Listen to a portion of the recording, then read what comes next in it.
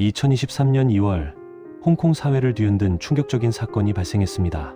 28살의 젊은 나이에 재벌가의 딸이자 유명 패션 모델로 이름을 알렸던 애비 초이가 흔적도 없이 사라진 것입니다.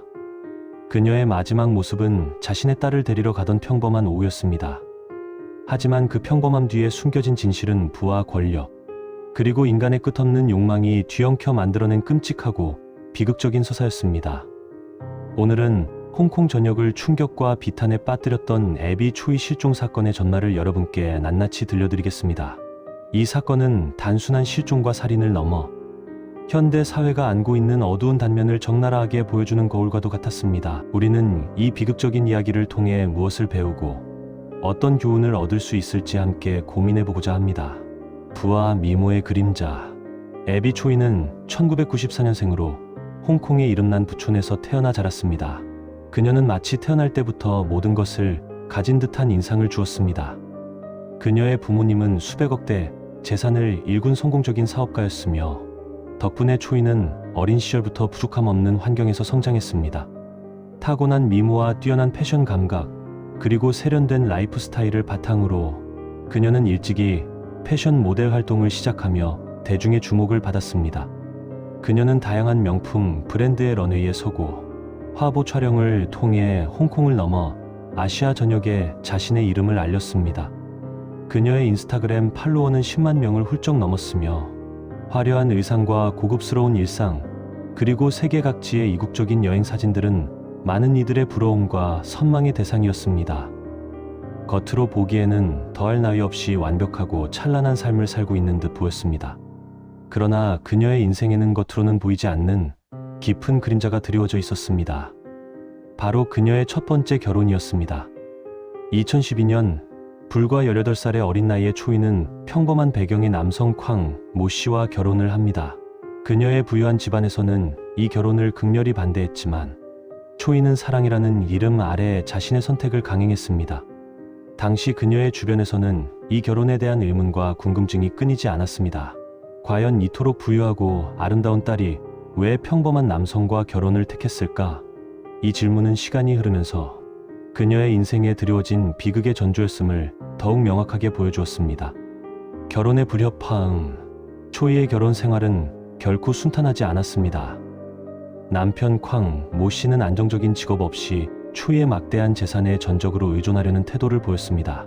그는 생산적인 활동을 하지 않고 게으른 생활 태도로 일관했으며 이로 인해 초이와의 갈등은 점점 더 깊어지고 커졌습니다.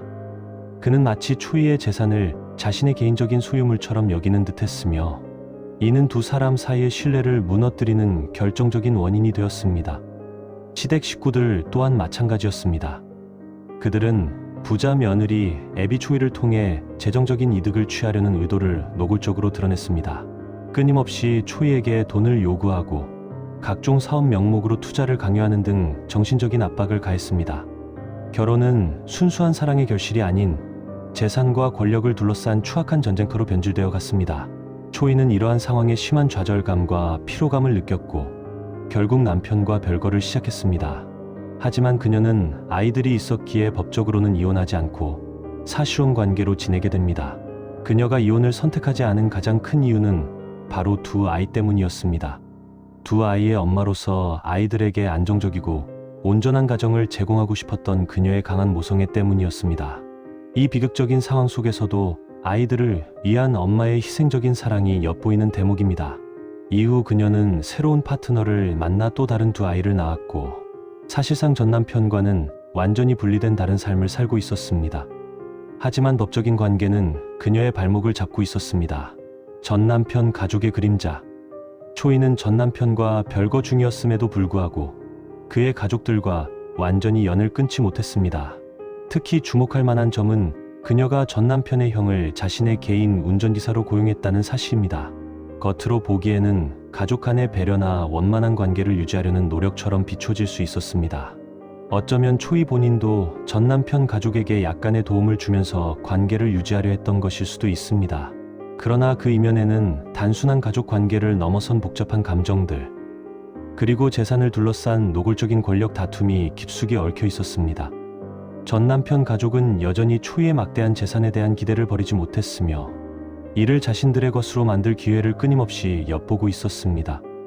특히 초이 명의로 되어 있던 수십억 원에 달하는 고급 아파트가 가장 큰 문제였습니다. 초이는 새로운 파트너와의 재혼을 생각하고 있었고, 만약 재혼을 하게 된다면 이 아파트의 명의를 정리해야 할 상황이었습니다. 이는 전 남편 가족에게는 엄청난 재산 손실로 이어질 수 있는, 결코 받아들일 수 없는 상황으로 다가왔습니다. 그들은 초이의 재산이 자신들의 손에서 완전히 벗어나는 것을 결코 원치 않았습니다. 겉으로는 평온하고 정상적으로 보였던 이들의 관계 속에서 안으로는 금전적인 갈등과 함께 살벌한 권력 다툼의 긴장감이 점점 더 고조되고 있었습니다. 주변의 그 누구도 이 긴장감이 어떤 끔찍한 결과를 초래할지 전혀 예측하지 못한 채 말입니다. 실종. 2023년 2월 21일 화요일. 그날은 여느 때와 다름없는 평범한 오후였습니다. 애비 초이는 전 남편의 집으로 가서 자신의 딸을 데려오기로 약속되어 있었습니다. 이날 그녀의 개인 운전기사로 일하던 전 남편의 형이 운전을 맡았습니다. 오후 2시 30분경 초이는 차량에 올라탔습니다. 그리고 그것이 그녀의 마지막 모습이었습니다. 저녁이 되어도 초이는 집에 돌아오지 않았습니다. 그녀의 전화는 계속해서 연결되지 않았고 문자 메시지에도 아무런 답이 없었습니다. 연락이 두절된 초이를 걱정한 가족들은 다음 날인 2월 22일 경찰에 실종 신고를 접수했습니다. 경찰은 사건의 심각성을 인지하고 즉시 광범위한 수사에 착수했습니다. 사건 당일의 CCTV 영상을 추적하고 마지막으로 초이를 목격한 사람들을 대상으로 심도 있는 조사를 진행했습니다. 그리고 모든 증거들은 놀랍게도 한 방향을 가리키고 있었습니다. 바로 전 남편의 형, 그가 초이를 마지막으로 태웠던 사람이었습니다. 재벌가의 딸이 흔적도 없이 사라진 이 미스터리한 사건은 홍콩 사회 전체를 긴장감과 불안감에 휩싸이게 했습니다. 언론은 연일 이 사건을 대서특필하며 대중의 관심은 최고조에 달했습니다. 진실을 향한 수사. 경찰은 실종된 애비 초이 사건의 핵심 용의자로 전 남편 가족을 지목하고 본격적인 수사에 돌입했습니다. 초기 수사 과정은 많은 난관에 부딪혔습니다. 용의자들은 경찰의 질문에 거짓 진술로 일관하며 수사에 혼선을 주해했고, 미리 준비된 듯한 치밀함으로 증거를 인멸하려는 시도 또한 있었습니다. 이는 수사팀에게 큰 어려움을 안겨주었습니다. 하지만 경찰은 포기하지 않고 끈질긴 수사를 이어갔습니다. 모든 가능성을 열어두고 현장 조사와 과학 수사를 병행하며 진실을 파헤치기 위해 총력을 기울였습니다. 그리고 마침내 2월 24일 경찰은 충격적인 발견을 하게 됩니다. 홍콩 교외에 위치한 한적한 주택에서 초이의 흔적을 찾아낸 것입니다. 이 주택은 다름 아닌 전 남편 가족이 은밀하게 사용하던 곳으로 드러났습니다. 이곳에서 발견된 증거들은 경악스러웠습니다. 인체의 일부와 함께 초이의 신분증 등 그녀의 소유물이 발견되었으며, 범행의 잔혹성은 수사팀조차 충격을 금치 못하게 했습니다. 가까운 사람이 범인일 것이라는 의심은 이제 부정할 수 없는 확신으로 바뀌어 갔습니다. 모든 정황과 증거들이 전 남편 가족을 범인으로 가리키고 있었습니다. 충격적인 범행, 경찰 수사 결과 홍콩 사회를 경악해 할 충격적인 진실이 드러났습니다. 실종된 애비 초이를 살해하고 시신을 훼손한 범인들은 다름 아닌 그녀의 전 남편 쾅 모 씨, 전 남편의 형, 그리고 전 시아버지였습니다. 이 세 사람이 모두 잔혹한 범행에 가담한 것으로 밝혀졌습니다. 그들의 범행 계획은 매우 치밀하고 조직적이었습니다. 2월 21일 초이를 태운 전 남편의 형은 그녀를 외딴 주택으로 유인했습니다. 이 주택은 범행을 위해 미리 준비된 장소였습니다. 그곳에는 이미 전 남편과 전 시아버지가 기다리고 있었습니다. 그들은 초이를 잔인하게 살해했습니다. 범행 동기는 단 하나, 바로 재산이었습니다. 초이 명의로 되어 있던 수십억 원에 달하는 고급 아파트가 문제였습니다.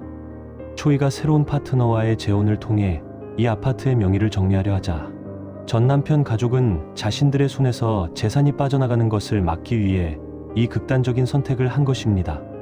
수십억 원의 재산권과 아파트명의 다툼이 한 젊은 여성의 목숨을 앗아간 끔찍한 범죄로 이어진 것입니다. 이는 돈과 권력이 인간의 도덕성을 얼마나 쉽게 무너뜨릴 수 있는지를 보여주는 섬뜩한 예시였습니다. 더욱 충격적인 사실은 범행 은폐 시도였습니다. 전 시아버지는 과거 홍콩 경찰청 형사 과장으로 재직했던 인물로, 그는 자신의 경찰 경력과 지식을 이용하여 범행을 더욱 치밀하게 계획하고 증거를 완벽하게 은폐하려 시도했습니다. 시신을 훼손하고 유기하여 완전 범죄를 꿈꿨던 것입니다.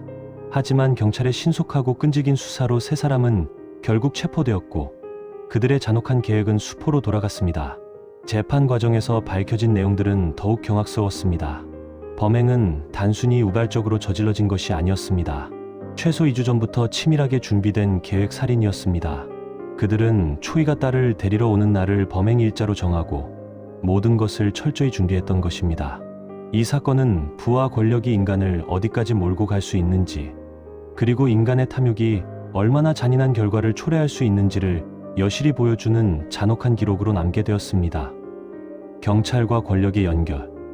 이 사건에서 또 하나의 충격적인 사실은 전 시아버지가 과거 홍콩 경찰청의 고위직인 형사 과장으로 재직했던 인물이라는 점입니다.